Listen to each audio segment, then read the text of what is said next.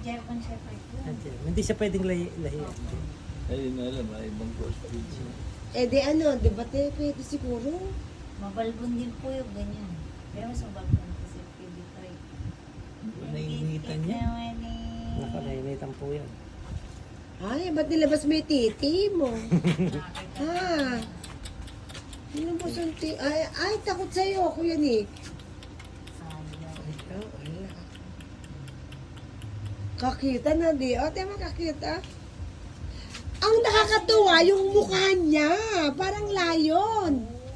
Ano yan? Yan daw po yan ang kinuha ng breed sa lion.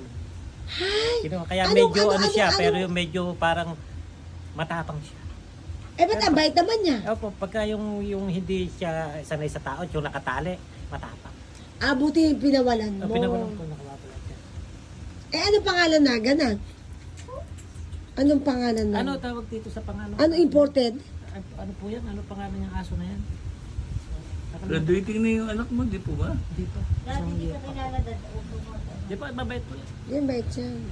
Alam mo, pag-aso na, hawakan mo lang sa ulo. Mabait po yan. Magkaibigan na kayo noon. Oo nga, tebo, kaibigan si Kuya Nick, oh. Hala. Oh. Ba, dinilaan ka pa. Ay, inamoy ka pa. Oh, Kaya, inamoy ka pa. Bitoy. Mabait. Bitoy, sit down. Sit down, sit. Sungod po. Ang cute, oh. Ang cute, oh. Guwapo. Maganda ang mata niya, ano.